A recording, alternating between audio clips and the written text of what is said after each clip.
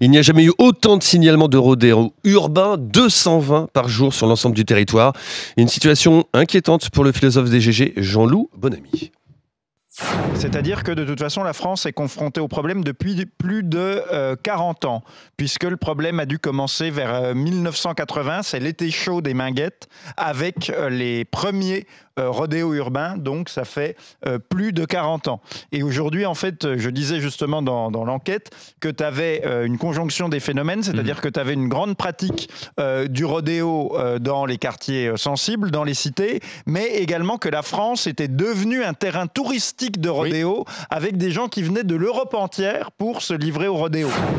Jean-Philippe Doux, est-ce que ça t'inquiète ce phénomène? Alors oui, ça m'inquiète même si je sais qu'en fait il y a eu un petit changement d'état d'esprit de la part des forces de police, parce que jusque-là on leur disait en fait ne faites rien, n'intervenez pas. Parce qu'il y a déjà eu des drames par le passé. Parce qu'il y a eu des drames. Donc il y avait eu un mot d'ordre, une circulaire, et le ministre Retailleau a dit alors intervenez, mais de façon raisonnable. C'est-à-dire que maintenant, un policier a le droit d'intervenir, sauf qu'évidemment, il doit mettre la vie de personne en danger, ni du motard, ni les leurs, ni celle des passants. Et moi, c'est surtout ça qui me fait peur. C'est en fait un rodéo urbain, que celui qui fait ça se plante. Bon, alors je sais qu'après on va dire que la Sécu va s'occuper de ses blessures, etc. Ça reste dramatique. Mais sauf que moi, mes enfants qui traversent la rue sur le passage piéton, j'ai pas envie qu'ils se fassent faucher, ni moi d'ailleurs, qu'on se fasse faucher par ce genre d'abus. Moi, je roule toujours en deux roues sur Aix, avant en région parisienne,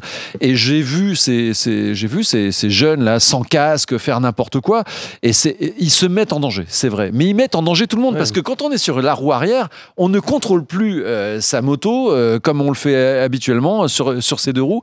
Et en plus, ce sont souvent des jeunes qui n'ont pas l'expérience du deux roues. En fait, ça s'apprend vraiment avec les années de maîtriser son engin. Donc là, ils sont dans une non-maîtrise totale, et ça se passe sur l'espace public, en cohabitation avec nous, les pauvres passants qui sont à côté, ou même vous êtes en voiture, vous prenez un mec comme ça, vous finissez au poste en fait. Vous n'avez rien fait, sauf que évidemment, vous faites partie. T'es marqué à vie. Et en plus, évidemment, personne n'a envie de ça. Moi, je suis pour une tolérance zéro avec les rodéos de rue.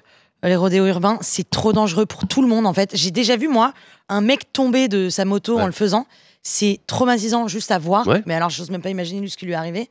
Je pense même qu'il lui est arrivé Enfin, il a dû tomber dans le coma. C'était une chute terrifiante. Et c'était aux portes de Paris. En fait, c'est comme le quad ou le kart. Allez faire ça ailleurs. Allez faire ça sur des pistes, sur des circuits. Allez au circuit Paul Ricard et venez pas me saouler en fait. Tu sais très bien que c'est absolument pas dans leur état d'esprit. Mais pour moi, il y a aussi un manquement des autorités. Il devrait y avoir des amendes forfaitaires automatiques.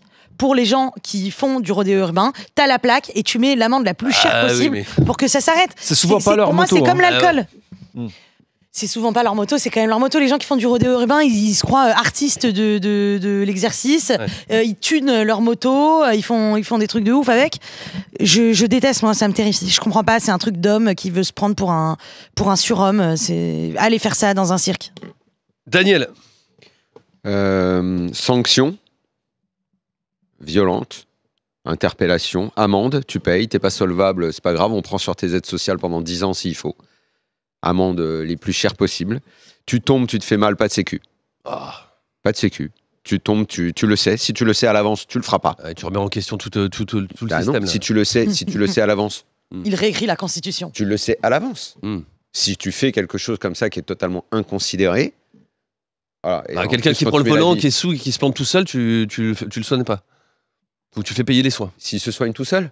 Non. S'il est bourré, il prend le volant et qui se plante tout seul. Ça se discute. Mais au moins, tu vas faire cesser ça très vite. Si tu sais que si tu te mets dans la merde, tu vas pas être aidé en permanence et tout, t'inquiète pas que tu vas te responsabiliser. Et le mec qui fait ça, pareil, la police, interpellation à l'anglaise. Avec le contact. Qui ont le droit de tamponner. Comme font les Anglais. De toute façon, si tu veux résoudre le problème, pourquoi on est devenu également les champions? T'as pas remarqué qu'on est les champions du monde de toute la merde, nous. Tout ce qui est merdique, on est champion du monde.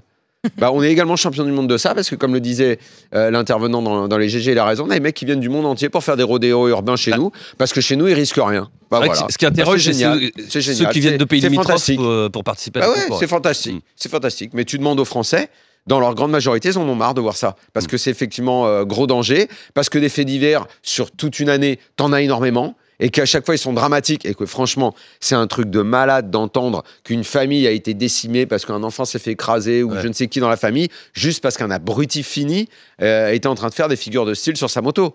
Donc c'est inadmissible en fait, c'est inadmissible. Et le pire, c'est le Français qui se prend 1 point sur son permis parce que il a dépassé de 3 km, enfin de 10 km/h maintenant, et qui voit ça à côté. Tolérance zéro, indulgence zéro, bienveillance zéro.